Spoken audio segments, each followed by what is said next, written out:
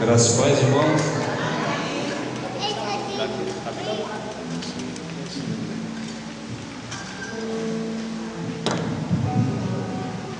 Amém.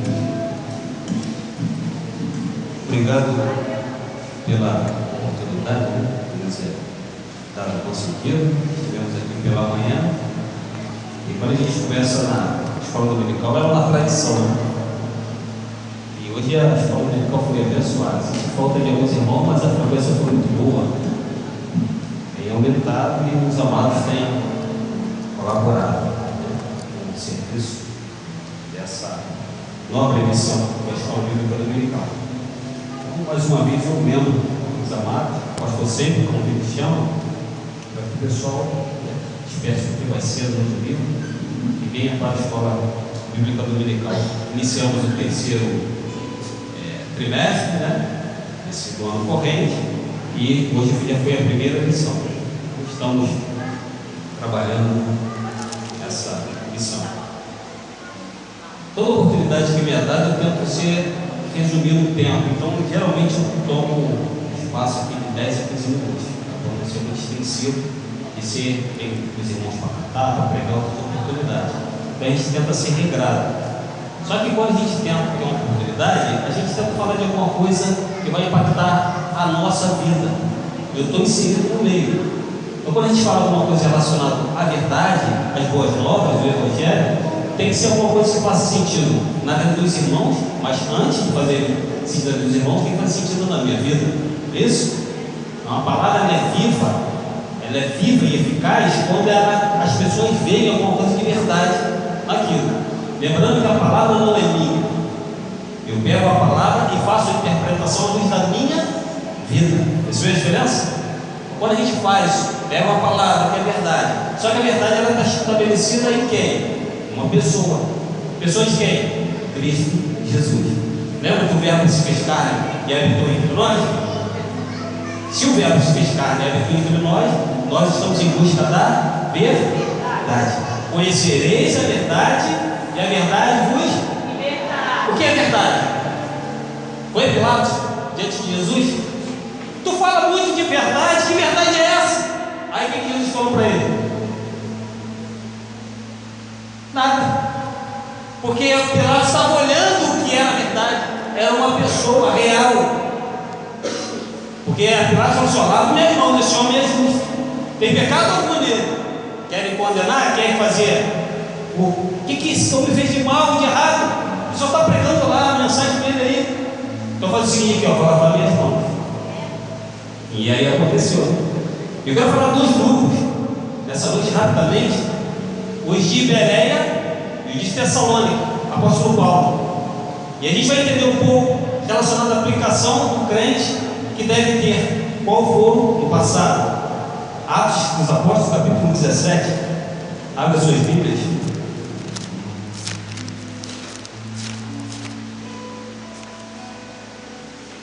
Versículo 1, 2, 3, 10 e 11, rapidamente. Os bereanos, famosos, né? Quem eram os bereanos? Referência de crente, de igreja. Atos dos Apóstolos, capítulo 17. Tendo passado por Anfípolis e Apolônia, chegaram a Tessalônica, onde havia uma sinagoga de judeus. Sinagoga onde eles estudavam, né? Congregavam, adoravam, ofertavam, louvavam. Versículo 2: Paulo, segundo o seu costume, ou seja, havia um hábito, foi procurá-los e por 3 sábados, ou seja, periodicidade, arrazoou com eles acerca das Escrituras. O que é arrazoar acerca das Escrituras? É examinar. Examinar as Escrituras, porque julgais ter delas o quê? Vida eterna. O exame é o quê? Se não algo detalhado.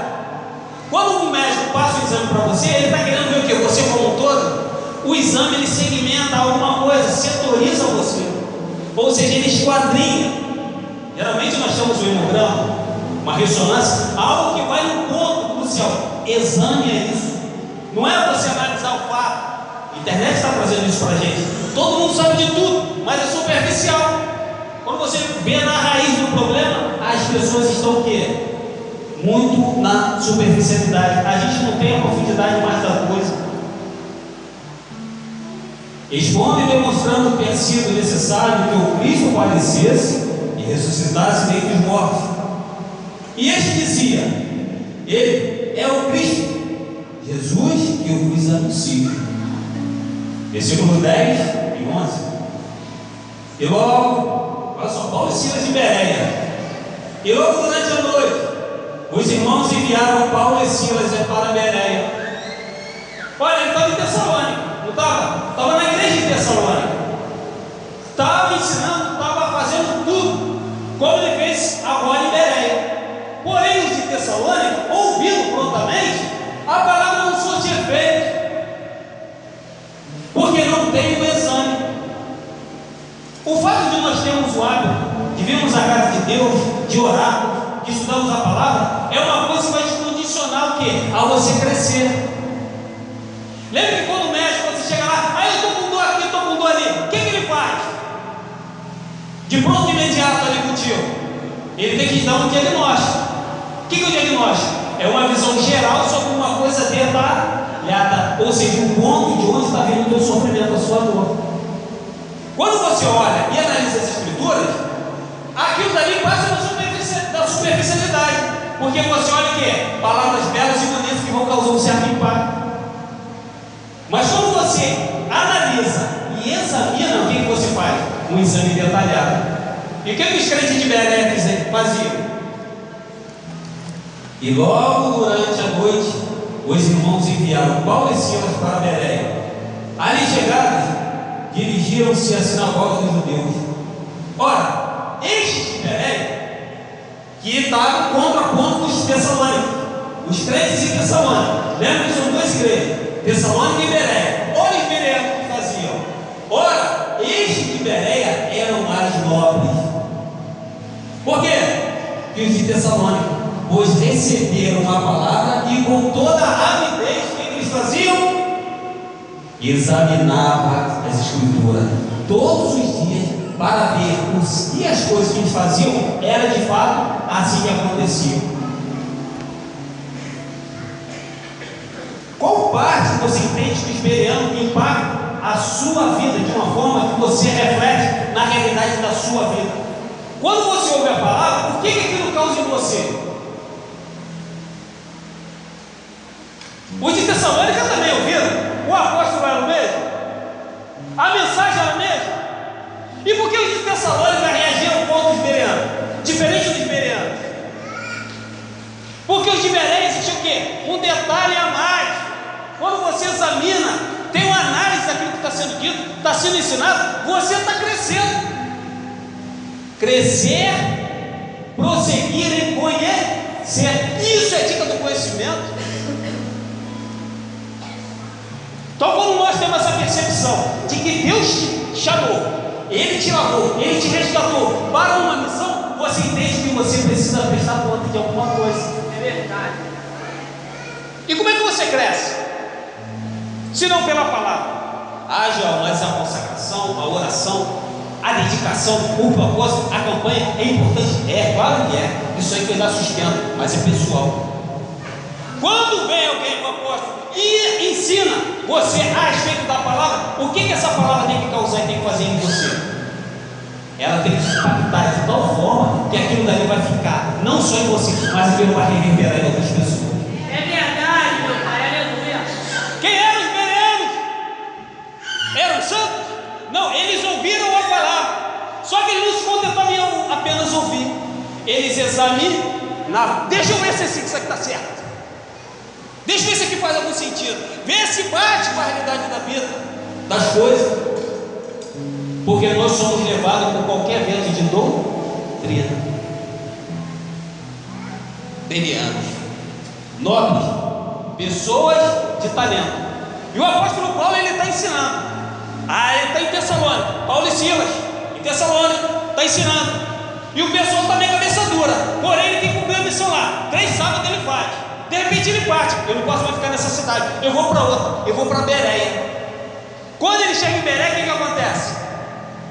Ele recebe de braços abertos. Porém, o povo mais ávido. Mas não ficam satisfeitos apenas com a palavra dele. E o apóstolo Paulo, como tem confiança na verdade que ele prega, ele também não fica tímido ou nervoso porque alguém está falando alguma coisa e está checando o que ele está falando. A passagem diz que o apóstolo Paulo ficou atribulado porque o ensinamento dele foi posto em xeque? Não. Achou a atitude deles o quê? Nobre. Então, quando você dedica a sua vida, não apenas um aspecto religioso. Por que você vai à igreja? Sei lá, porque o pastor me fala que eu tenho que vir. Você tem uma alma, você tem um espírito, você tem vida. E essa vida que é dada a ti foi dotada de talento, de dons, que você também tem que estender isso que você faz a outras pessoas. João, mas eu não sou pastor, eu não sou pregador, eu não sou nada disso. Meu filho, no lugar que você estiver lá, no seu cantinho, no seu momento, vai ter um momento que você vai precisar falar dessa palavra, desse evangelho, e aí você entra com essa unção. Por que os bereanos impactavam? Porque primeiro eles recebiam a palavra e com alegria. E hoje em dia está complicado. Por quê? Porque tem a terminologia que as pessoas falam hoje, a tal da fake news. O que é fake news? Notícias do quê? Falsas. Mas isso sempre existiu. E por que as pessoas estão falando agora como se fosse novidade? Isso é truque linguístico. Lembra que Satanás lá no Éden fez o quê? Olha só, fica tranquilo, esse fruto que está aí, ele falou de brincadeira. Na verdade, você se comer, você vai ser como nós. Satanás, por definição, é o quê? O pai da mentira. Se ele está prometendo tal coisa, na verdade, ele vai te dar. Se ele está falando que você terá conhecimento, é porque o conhecimento já não vai mais estar em você. Foi o que aconteceu. Então, hoje nós estamos no mar da ignorância. Nós sabemos nada de coisa alguma. Nós somos o tempo todo empurrados para um lado e para o outro. E como que você corrige um pouco isso? Como os bereanos. Ouça a palavra. Dedique-se. Tenha regramento na sua vida. Como aqui, todo domingo o pastor fala, escola dominical, oração, propósito, e você vai trabalhando. Porque você vai crescendo. Porque uma igreja não adianta um braço só querer ser fortão. Porque tem as pernas, tem a cabeça, tem o tronco, tem o corpo. Como que isso articula? Quando você ouve essa palavra da verdade. E o segundo aspecto, examinava dia após dia. O que é isso? Continuidade.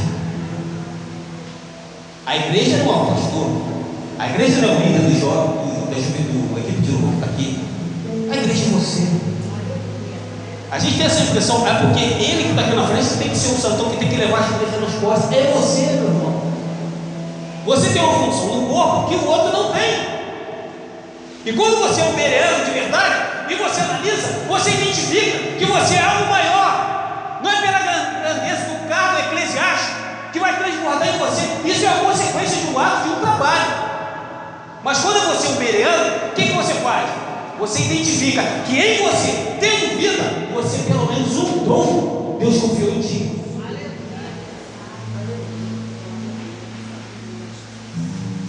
Apóstolo Paulo, ele não achou ruim de ser questionado, de ser até mesmo duvidado. O que esse cara está falando? Eu vou checar. E eles checaram. E não foi um dia, não foram dois. Era a vida deles isso. A transformação, quando você busca o crescimento, viver uma vida de transformação é um processo. Só que esse processo ele só impacta a sua vida quando tem uma continuidade. Até falei aqui domingo passado. Faz sentido uma pessoa ir para a academia e se acabar de matar em um dia só? Ou quero ficar fortão, eu quero ficar bem. Eu vou na academia, eu vou ficar o dia inteiro na academia. Tem que dar tempo porque o músculo ele precisa respirar. É o alimento, é outras coisas. Então o que eu entendo disso? Que é um condicionamento. João, mas eu vou devagarzinho. Então olha o seu ritmo. Lembra que a passagem fala: tudo que vier a sua mão para fazer, faça. Porém tem um detalhe que as pessoas esquecem: conforme, ou seja, existe uma conformidade. Eu não consigo pegar 100 quilos, mas eu acho que 30 dá. Então olha só, puxa, precisa vir para cá. Eu adianto você com 30. Já alguma coisa aqui, já vai atrás de 70. É o corpo trabalhando, não é assim? O que os bereanos? Se não alguém que tem essa verba de tentar entender esse condicionamento que o mundo traz a título de falsidade, de coisas erradas, e está todo mundo atirando para todos os lados, e não tem direcionamento da palavra.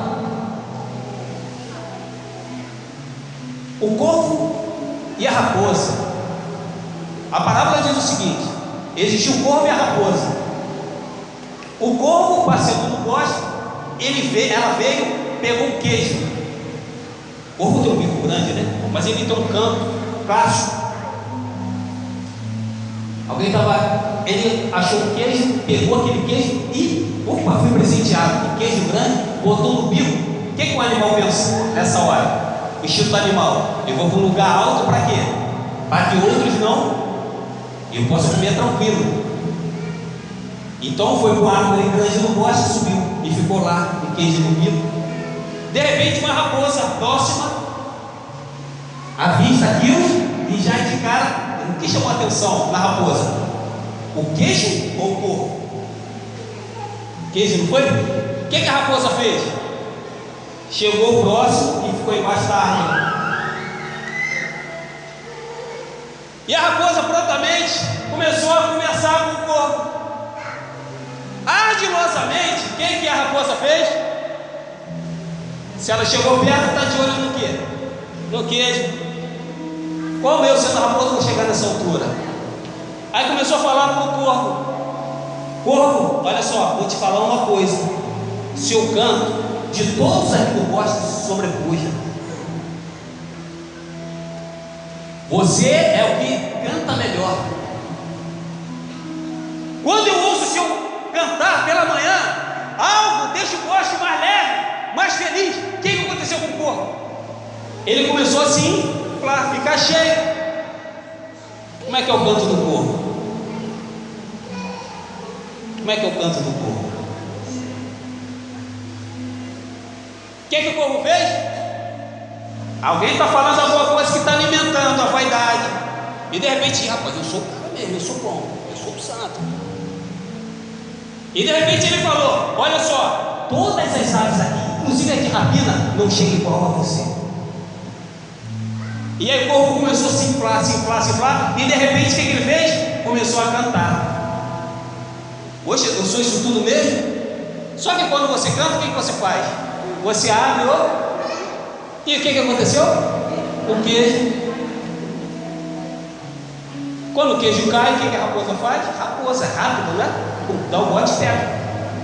E diz a parábola que ela pegou o queijo e saiu rindo. Cuidado com os elogios. O elogio te cega, nos cega. E você canta bem, você fala bem, você prega bem, você é bom obreiro, você é isso, você é bom. Eu estou falando de aspecto religioso, mas tem, você é um bom amigo, você é um bom pastor, você é uma boa mãe, você é uma boa... É a mesma coisa. Cuidado com o tapete nas costas. Quando você fala da palavra, da verdade, é alguma coisa que não está em dúvida. Então quando você alimenta alguma coisa que é superficial, você sai da profundidade. E quando sai da profundidade, o que acontece? Você fica no raso. E qualquer coisa, alguém que fala alguma coisa no seu ouvido, aquilo vai te seduzir. E ao te seduzir, o que acontece? Você abre o olho, e aquilo que era o seu prêmio cai por terra. Por hora, a raposa deveria ter ficado como? É impossível chegar lá, mas eu peguei o ponto fraco. E o corpo, eu sou autossuficiente, eu não preciso analisar, porque realmente eu sei que eu estou perto. Olha o confronto aí. Então nós temos que ter isso. Quando os bereanos, ele olha, ouve uma palavra, e a palavra da verdade que transforma, o que acontece com você? Você vai ser impactado. Mas quando você é impactado por uma coisa, não é que você percebe, é pela verdade que está estabelecida na sua vida. E essa verdade, ela se manifesta quando a gente examina. Mas o exame, ele vem com condicionamento. E esse condicionamento, ele só é confirmado a partir do momento que você tem o quê? Dedicação. Amém.